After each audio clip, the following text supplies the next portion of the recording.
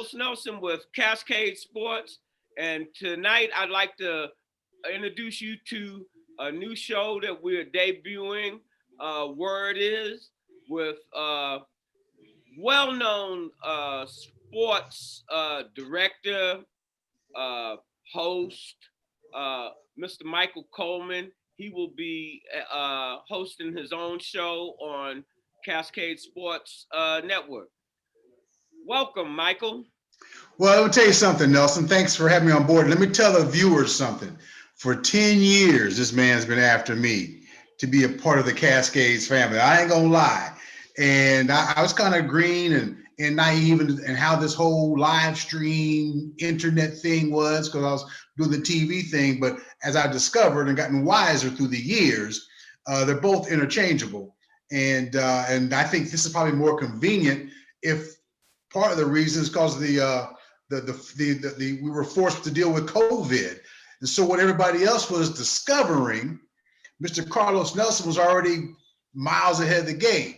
So when you called me last week and we got to talking again, and I may have faked you out a few times, but I didn't fake you out this past weekend. So thank you for letting me become a part. Oh, you did an Ivan Allison on me. Broke my damn ankles with the crossover. I'm like, aren't we going this way, Mike? You did the crossover on me, baby. Well, listen, I'm glad you made that phone call, because this we talked several times in the past 3 or 4 days. Because what you're doing, I've been seeing what you're doing, and what you're doing is really strong. As I said, you've been long ahead of the curve. So now the world, including myself, is catching up with you. So I'm glad you gave me this opportunity. Real quick background for me, I'm from Lawrence, Kansas. Grew up there, played college ball, Coffeyville Junior College. In fact, my junior college coach, who I was very close to, just passed away 2 weeks ago. Really a good man, and put me on the track of this broadcasting industry. He promised me, and he promised my mother, because that's who you have to talk to. I talked to mom and daddy. I didn't have a daddy, but I had a mama. And his point was, I'll make sure he goes to class. I'll make sure he's put in position to be successful. I knew when I was 16, I wanted to be a broadcaster, of sportscaster specifically. He saw I'll get him an internship, which he did my freshman year. And it just blossomed from there. I had a good career there at Coffeyville, which allowed me to go play at Southern Illinois University. Tell our audience what position you played. I was a tailback. I was a running back. And my athletic director at Southern Illinois, where I transferred to, was a running back. You may have heard of him. Gail Sayers was my athletic director. How'd you feel about Gail? I love Gail Sayers. I met Gail Sayers. I met Gail long before I went to college. I met Gail when I was 15 years old. He came back to Lawrence to finish up his degree at KU, because the knee injuries and whatnot kept him in the league for 7 years. But he also was a student teacher for my gym class at West Junior High School. And I never saw him play, but I used to always hear about him from my uncles and the older cats like that. I'm older than you. I'm older than you, and I'm a New York fan, but that damn Gail Sayers, the Kansas comic. This is brought to you by the Cherry Company. Yeah. It was nothing like Gail Sayers. Even when OJ was in his prime. Right. No, you're right. You're right. Gail Sayers was a phenom. I mean, Jim Brown loved him some Gail Sayers, and that's Jim Brown. To me, there's Jim Brown and everybody else. Yeah. And so I got to be in a public service announcement production, myself and like 4 or 5 other of my student classmates doing a promo on the advantages of getting an education, because Gail Sayers was really big on going to school. So I'm 15 there. I'm like, I have to say, he's the only person I've been in awe of is Gail Sayers. And so that's impressive in itself. And we all know about the movie. And we all know about the movie Brian's Song and all that whole bit. I mean, you ask any man, yeah, right. Every man cried. They said that with pride. I cried at that movie. And then years later, when I'm playing junior college ball, my JUCO coach, who was at KU when Gail was at KU, he said, "Listen, Gail Sayers sent 2 of his assistants here, so he's letting you know you're being watched." He could have told me that later, but I still had a good game.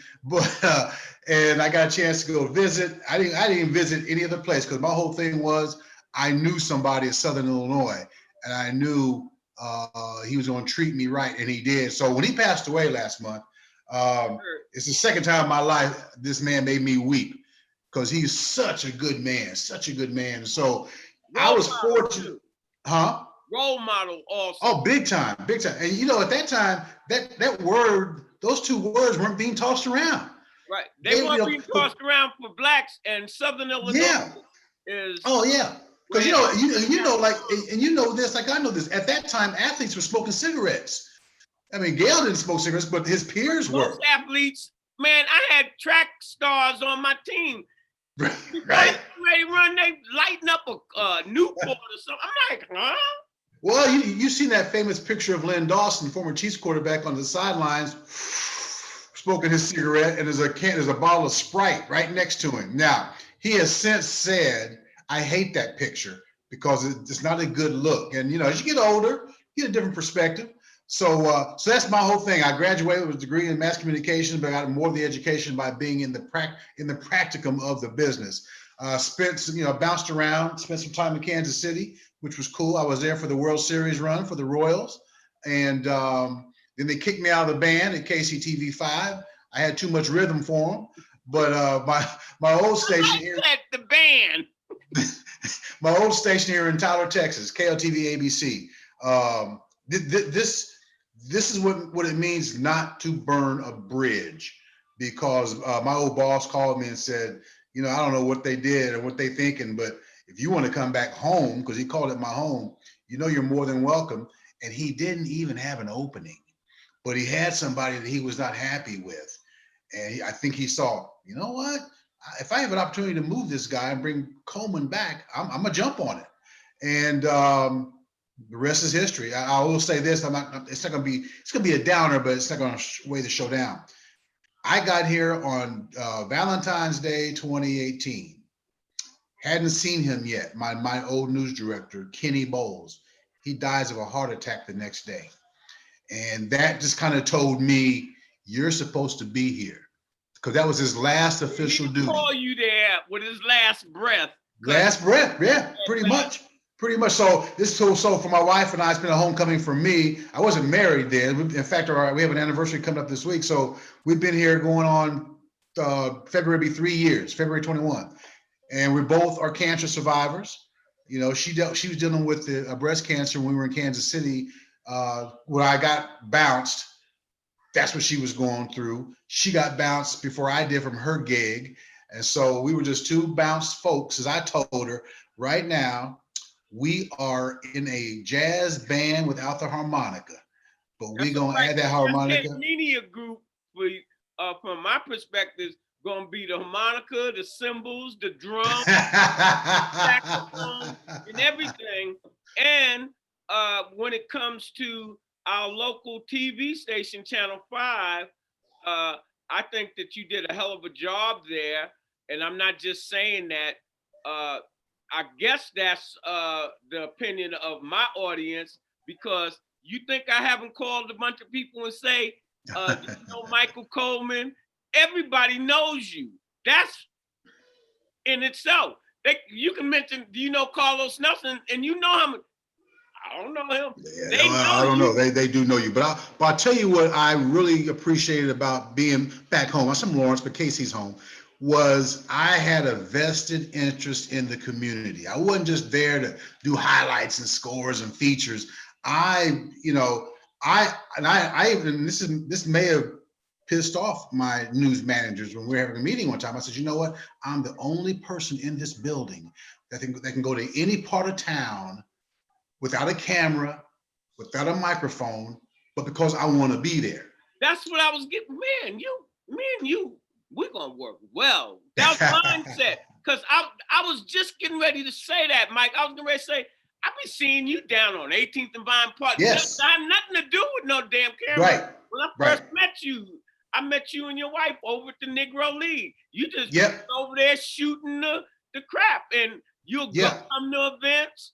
I spent a lot of time in the Vine, and that's my favorite place in Kansas City. And the baseball museum is the most positive place in all of Kansas City.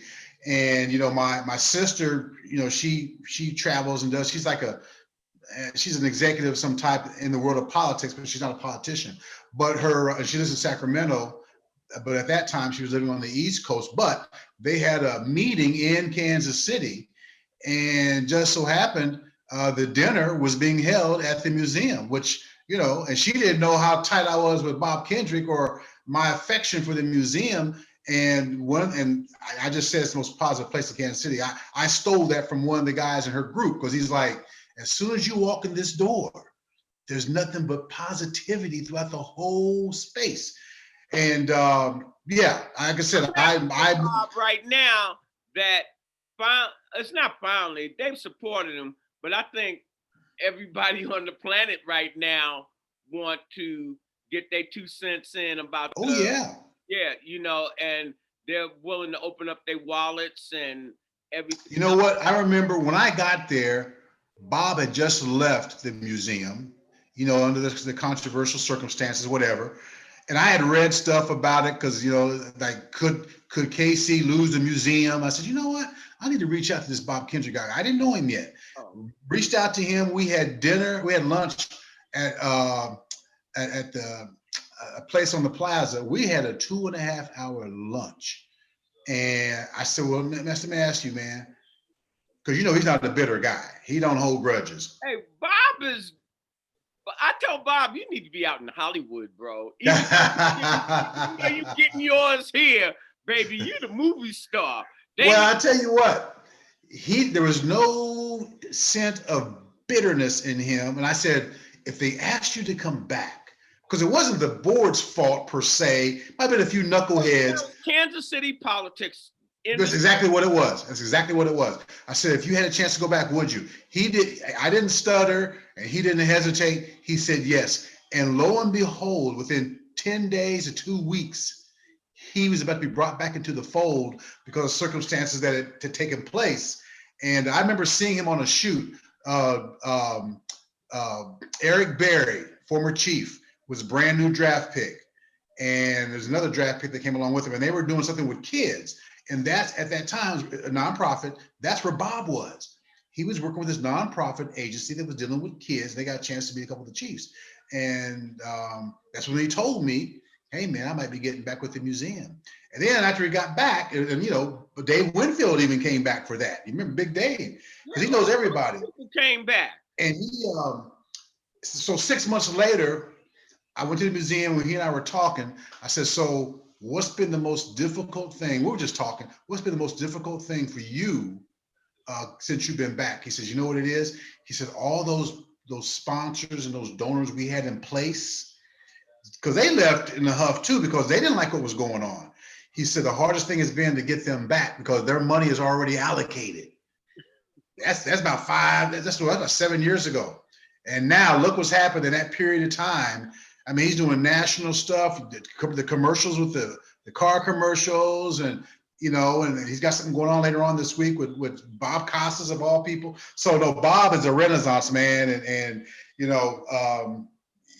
lucky because you get a chance to be across the street from him on a daily basis. Anytime you want to drop everything, just go hang out, you're able to do that. He's been so busy. Let me say, Bob, with my relationships, trying to do advertisement things with them, it took like 2 or 3 years before they did anything with us. But then he started doing quite a bit with us, let us do his commercials. Yeah. And we had, this 220 season, he basically had told me in the upcoming season, hurt my heart, that these big companies now, they were coming in and they were working with him, and they were doing his commercials, and they were doing this and doing that. At first I was like, damn, the black man. But then I was like, hey, the hell with the black man, how about the Black Museum? And if they working with him and doing this stuff professionally for the museum, the residual effect is our community and all of that. And the hell with what you talking about, Carlos Nelson.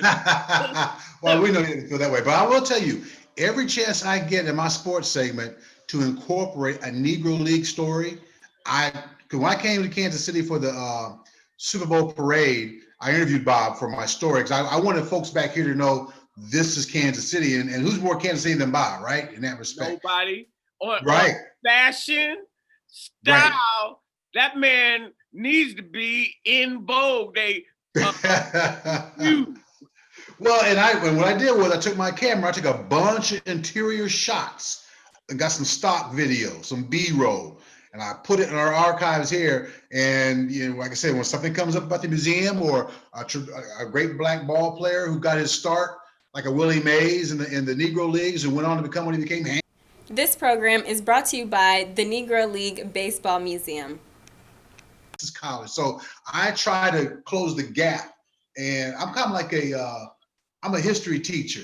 There's my friend right there. That's all there right, baby doll. You got your beauty on. Can you all hear me? Yes. Okay, good deal. Kristina, this is Carlos Nelson. He is Cascade Sports. And Nice for those to of meet you who are watching, this is Kristina Ross. I met Kristina, I guess 2 years ago now, I think.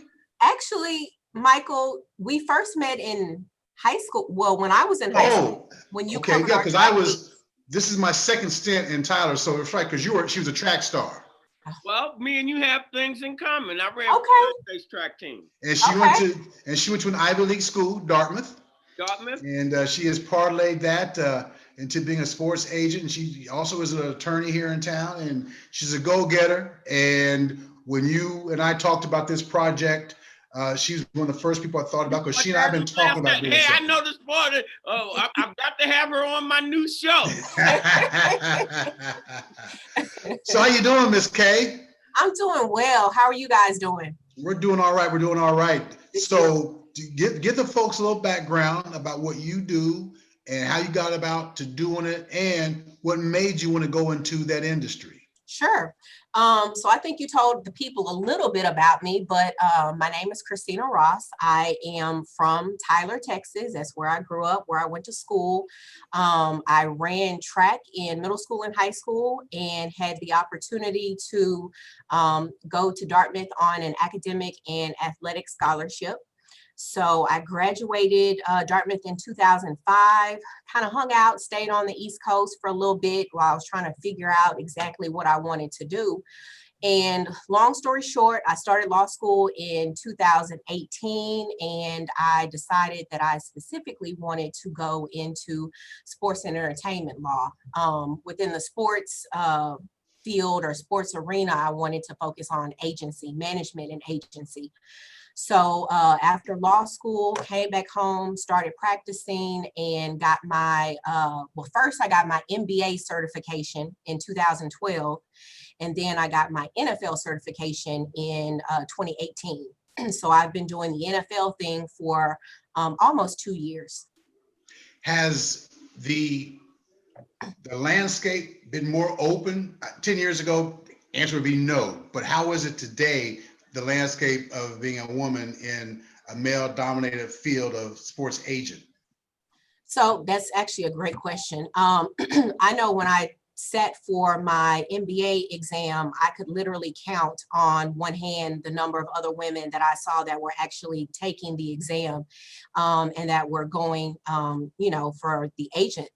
But with the NFL, it's completely different. When I sat for the exam in 2018 and I looked around the room, there were a lot of women. So I think the NFL has done a really good job of being inclusive, not just for women, but also minorities. And so instead of being one in a handful, I'm one of several that are actually, active agents in the NFL. So it's great. And my fellow NFL agents who are men have been very helpful. They're a wealth of, resource and knowledge. And so the experience thus far has been really great for me. Good for you. Let me ask you this, because you're breaking that ceiling, and now we have Kamala Harris about to do her thing. Absolutely. Your thoughts? How does that resonate with you? I'm proud. I actually got a T-shirt for my niece that said, the vice president looks like me. So, you know, in 2020, again, you know, we are breaking barriers. We are doing things that have never been done. And so I cannot be more proud to be a woman of color, you know, in America, and to be able to witness what, you know, Kamala Harris is doing and what she will do once she's vice president. So I'm proud. When you're looking for prospects, looking for clients, what's the avenue that you take, that you find these guys? You find them on tape, they come out and seek you out? How do you find them? So this is actually, and we all know that 2020 has been a crazy year. Yeah. So recruitment looks very different. Obviously, going back to the draft earlier this year, because of the pandemic, there were no pro days, there was nothing like that. So I said all that to say, this has really been kind of my first year dealing with recruitment.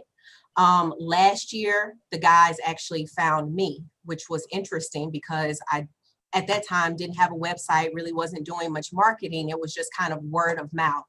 Like I knew some trainers who worked out some guys who knew some folks, and that's how I got my clients. But this year is actually kind of active recruitment and putting together a list of guys that we think would work well as far as joining our team and, you know, the services that we provide. So again, it's been different with the whole pandemic, but it's like you said, looking at film, you know, because I'm here in Texas, and there's so much talent that comes out of East Texas, yeah. I really don't have to go outside of this circle. You know, I know people that have, you know, family members, friends, or whatever. So recruitment is a lot different for me than I'm sure it is for most agents, because I just tap into the people that I know here locally. Let me ask you, you mentioned the pandemic. To me, it seems like players are on a shorter leash to show what they got. Absolutely. Because they didn't have the mini camps and the OTAs and all of that. And if you got to show right now, or you're going to be sacrificial, and maybe the guy that's a struggling veteran, he gets to stick around because right. he knows the game plan better than everybody else. Have you seen that? Absolutely. Yeah, you hit the nail on the head. So, you know, one thing that's going on right now is the spring league in San Antonio. You know, those fringe guys that, you know, didn't get drafted, that are what we call street free agents, but that didn't have a lot of film, that didn't go to a pro day, that didn't get a workout. They are in San Antonio playing to get film that will be accessible to the NFL and the CFL if they have a season, and also the XFL when they kick off. So it's really been challenging for those guys, because there are a lot of guys that are talented that didn't get drafted and that are not getting the opportunity to be seen by teams because of the pandemic and everything that's going on right now. Let's bring Mr. Carlos into the equation here. Carlos, when you think about, I know Cascade Sports has really developed a really strong relationship with the HBCUs, and I see a bright future for HBCUs compared to what it used to do. I mean, I just read this morning, a player from the University of Tennessee is transferring to prime time in Jackson State. I was on the chat asking you, can I ask a question? Because what I want to ask you, and you clarified some, this is really your first year really getting but I wanted to ask you, do you represent other sports, and how do you think the current climate with recruitment with HBCUs really making an effort to recruit the new high school stars? How do you feel in light of so many professional athletes awakening to understand that they are the product? And do you think that is going to change the dynamics of the industry that you're in, that more athletes will be picking agents of color? Mm-hmm. Okay, so to answer your first question, right now I'm just focusing on football. I have represented some boxers. I've represented some track and field athletes, and also a volleyball player. But right now I'm just focusing on the NFL. And it's really great that you all mentioned the HBCUs. My very first football client, Anthony Stubbs, was a linebacker from Prairie View, and phenomenal athlete, very smart young man. And just to kind of go through the whole process with him, he was signed as an undrafted free agent by the Cleveland Browns, and spent the entire mini camp and training camp with them before he was released. But just to kind of go through that whole experience with him, and to kind of, you know, just get an understanding of, let me say this, it's a different path as an HBCU athlete. You know, obviously if you went to a, you know, Clemson or Georgia or UT or whatever, you know, you have more opportunities, you know, people are looking for you, but it's a lot different when you go to the smaller, you know, second, third tier schools. And one thing that I thought was going to be phenomenal this year, it didn't happen because of the pandemic, was the HBCU Combine. I think that is going to be, it's going to be amazing. You know, and it's going to give those guys an opportunity to be seen, and for, you know, teams and front offices to really take note the talent that comes out of the HBCUs. So I'm really looking forward to that. And like I said, I know that it's going to, it's going to give those guys opportunities that they've never had before. And to answer your question about, you know, agents of color, I definitely think that there is a trend toward, you know, a lot of these guys saying, I want my representation to be by a Black agent. And I had this conversation with a friend of mine. You know, you have to think about, who do these guys like listen to and trust on a daily basis? It's their mom, it's their grandmother, it's their dad, it's their cousin or uncle. That's who they really confide in and believe in, you know, and go to when they're making important decisions. And so that's what you're seeing translate to when it's time for them to think about, who do I want to hire as an agent? And so, like I said, I definitely think the trend is towards, you know, agents of color. And again, I think it's a great thing, because you look at the top tier agents, you know, it's a handful, and everybody else is just kind of struggling for crumbs, for lack of a better word. So, you know, with that trend, again, I think it's going to give us a lot of opportunities to actually have, you know, some of those big time clients, and represent them. What's the earliest you can reach out to a potential client? 'Cause I understand the NCAA rules and what you can and can't do in terms of who they can converse with. What are the stipulations of reaching out to that potential client? So technically, and again, we have to follow the NFLPA rules, of course, the NCAA rules, you know, and so the actual correct answer is after they have basically, after their eligibility is over. You know, if of course, you know, you have friends and people that, you know, that will kind of put little bugs in their ears and say, you need to talk to this person or think about this person as your agent. But as a lawyer, it's supposed to be after they've exhausted their eligibility. Because I remember last year, Zion Williamson was involved in some stuff going on when he left Duke and was a draft pick for the New Orleans Pelicans. And I guess a deal that he supposedly had signed with an agent group or a marketing group. And then they came back, tried to, you know, snitch on him, for lack of a better word. And then as I read this and read more of it, turns out where he lived, they had no jurisdiction on having a say in what he did. And they were going to like dime him out and also dime Duke out. And I haven't heard anything about it since. So how do you guard against, I mean, there are horror stories out there. Absolutely. For agents and athletes take advantage of the kids, mom and daddy, give them this, give them that, and then they blackmail them. And what you have to, I'm sorry, I didn't mean to interrupt. Go ahead.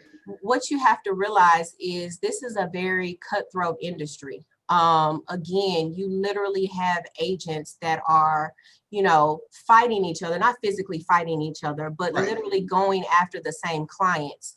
And so, as an agent, to avoid, any punishment or any implications from the NFLPA, you just want to make sure that you follow their rules and keep everything above board, because if you don't, and another agent or another agency finds out, best believe they're going to dime you out, because you're one less competitor. You're one less agent that they have to worry about. So because the level of the playing field is not always so equal, is it? No, absolutely not. No, like I said, you have a handful of agents and agencies that have, money that they can spend, that they can give to, athletes and their families to try to entice them to sign with their agency. And that's not something that's, started recently. It's been happening Right. for years. Forever, yeah. Forever. And so if you're a new agent, or you're, a new agency that's just starting out and you don't have the capital, you can't compete with that. All you have is your services and your word. And so you have to, again, make sure that you stay above board and follow the rules. You too nice to be in this business. That's what everybody says. That's what everybody says. But again, you and I have had the conversation, and aside from just being a huge sports fan, I feel like as an attorney that's an agent, I want to help these guys focus on post-career planning. Gotcha. Like, what are you going to do when your career is over? Do you want to start a business? Do you want to go into sports? Like, what do you want to do? Because there is life after football. And, you need to make sure that you have the right financial advisors, the right people in your circle. And for me, it's not just about taking my 3% and going down the road. Like, I actually want to help you fulfill your dreams and do, what you want to do as an athlete. Well, you're in the right business. You got a really good head on your shoulders. Carlos, anything else before we let Miss Ross go? Not really. I want to talk to her off camera, because I'd like to feature her on our Urban Professional business channel. Excellent. Thank you. Well, Kristina, thank you so much. It's good talking to you. I'll be in touch, guys. Okay. Take care. I'll send you Carlos's number. All right. Okay. Thank you, guys. Okay. Have a good day. All right, that was Kristina Ross. She's a Tyler, Texas native, and she Earl Campbell, Tyler Rose is really impressed with her. So she's even in his pipeline, because he's like, I need to know her. And I'll also tell you this, Carlos, Pat Mahomes' agent, he's got at least two clients I know of, Mahomes and a kid named Ricky Wilson, a running back for San Francisco, who's from like 35 miles from here. He's looking for somebody to be stationed in East Texas. And once I introduced Kristina to Earl got a hold of Mahomes' agent, because that guy used to be Earl's agent back in the day. You see that circle? Yeah, you see how that circle, you fill in the dots and that kind of stuff. So hopefully he follows up with her and gives her a shot at being up, because, if he takes her under his wing, he's had issues. I mean, it's well publicized. I can't think of his name right now, but I've talked to him several times. I have run into him in the Super Bowl. We've taken pictures and that kind of stuff. And in kind of in a how should I put it? In an indirect way, Earl's son, Christian, who handles all of Earl's business ventures, is the one that kind of turned on Mahomes to his current agent. And so that's, he's doing really good for himself, considering Mahomes had that $500 million deal. So his agent, that's his guy. And so hopefully Kristina get a piece of that. After doing this, you came up with your program's name, and it really Word Is. You just gave the Word Is. This is Word Is. Yeah.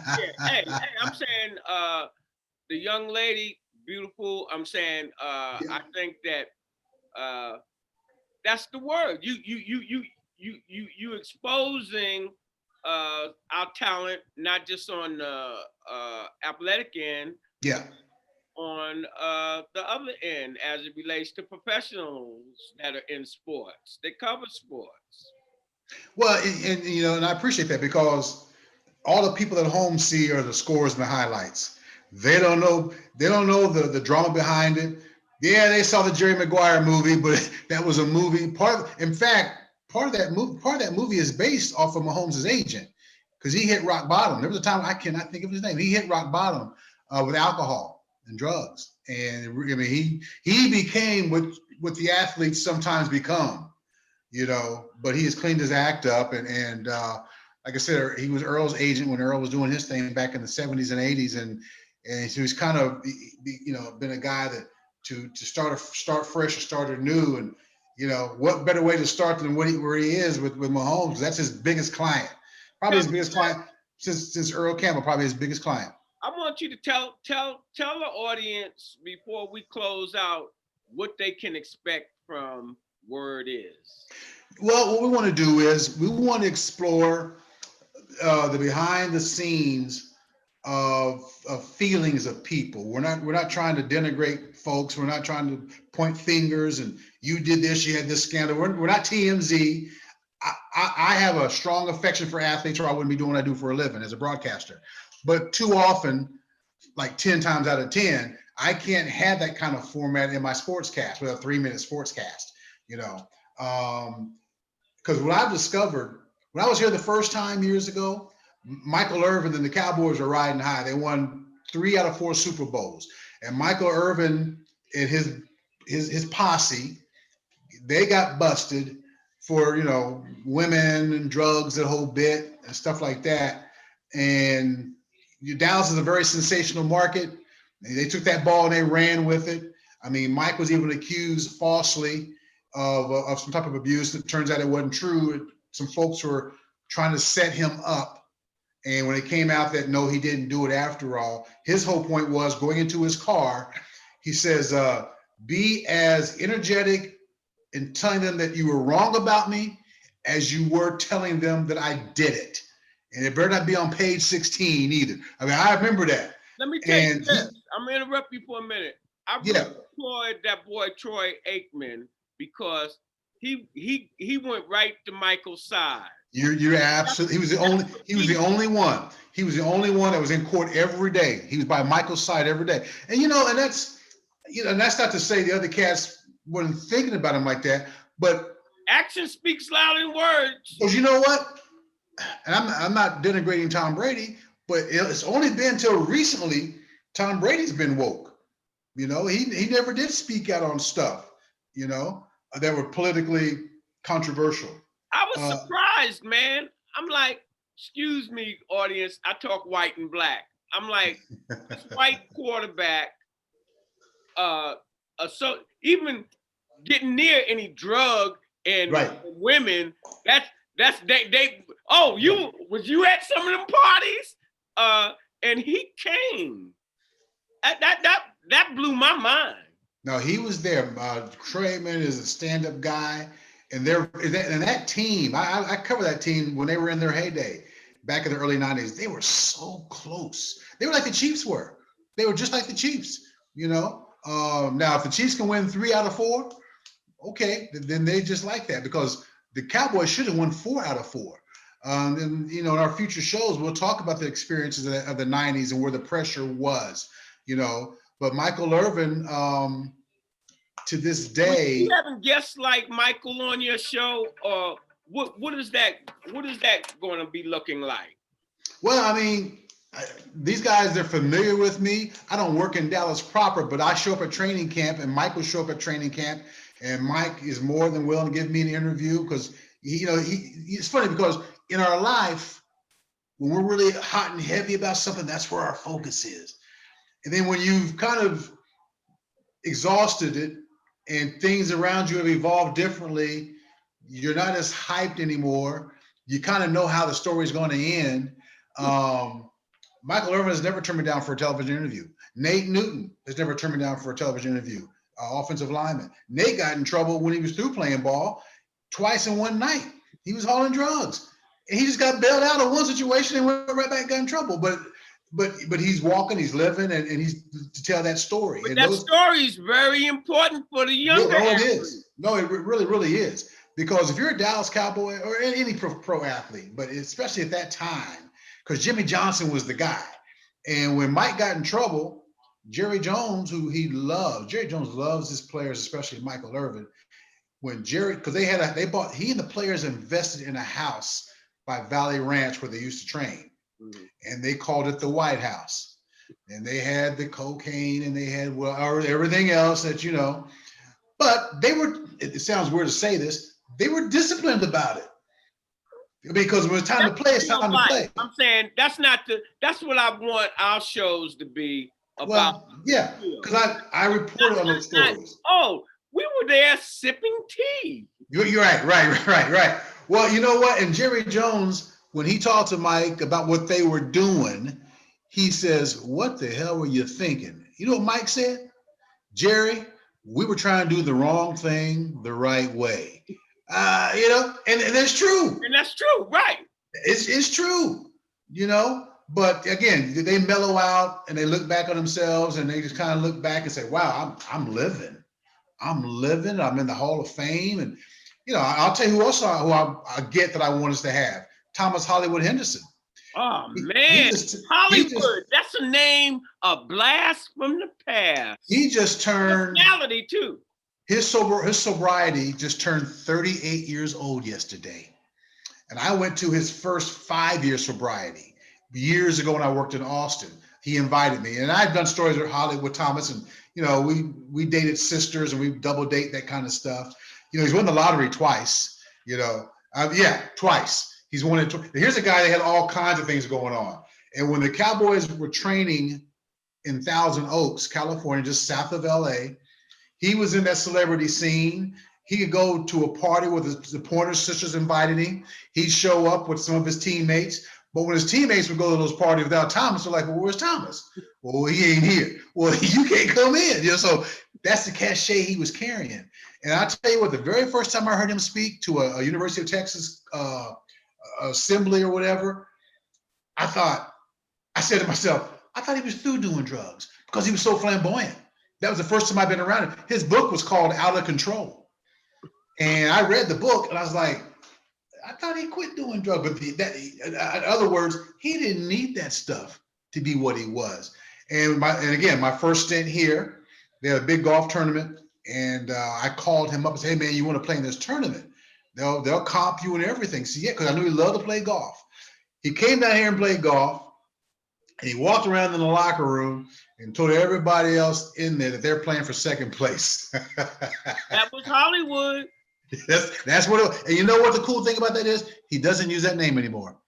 I saw him playing one time and say, "Hey, it's Hollywood." I said, "No, I'm Thomas. I'm Thomas Henderson now." So he's done a lot of growing up. He's got a gorgeous he has a grandson who's as tall as him now, tremendous athlete. So I won't be surprised if anything happens. So those are the kind of guests that I hope to corral and let them, like I know, former athletes, they like talking about themselves. I don't mean that in a negative way. They like to share without it being a 20-second sound bite, because you can't tell your story in a 20-second sound bite. And these are the guys I hope to reach out to. That's what I'm looking, really, because, hey, audience, I don't deal with the NFL, Carlos Nelson and Cascade Sports, but this is not my show. This is Word Is. This is Michael Coleman. And I want to let everybody know, he bring who he want to bring on. He talk about who he wants to talk about, and he can do it as long as he wants to. If he wants to have an hour show, he have an hour show. If he wants to have a half an hour show, have a half an hour. He's running the show here. Well, like I said, guys like Thomas and guys like Thomas and Gail Sayers, who Thomas obviously later in my life, a tremendous role model in terms of don't do what I did.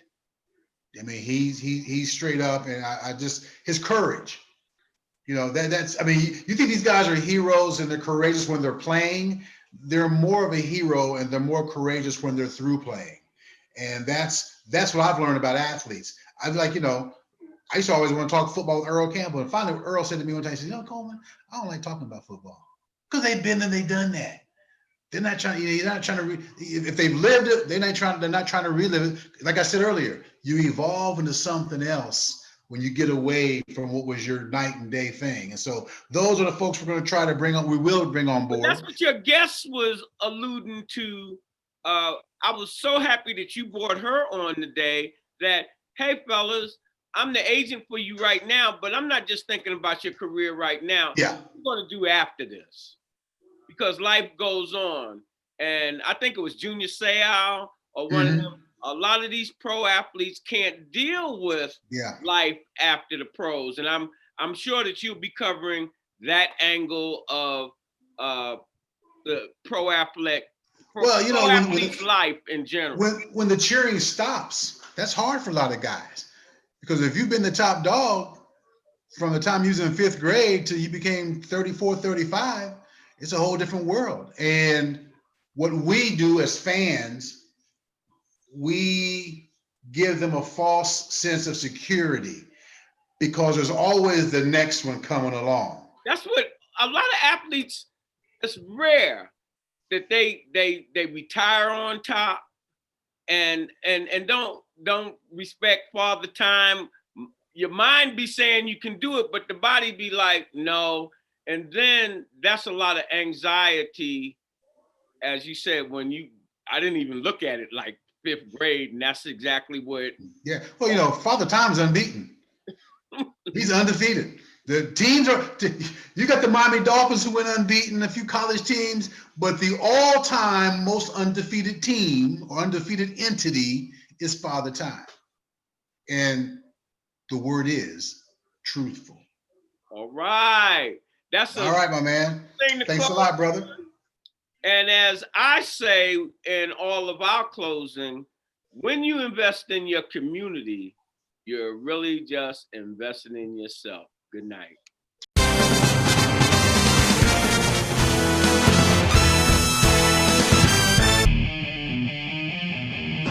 This program is brought to you by the City of Fountains Coaches Association.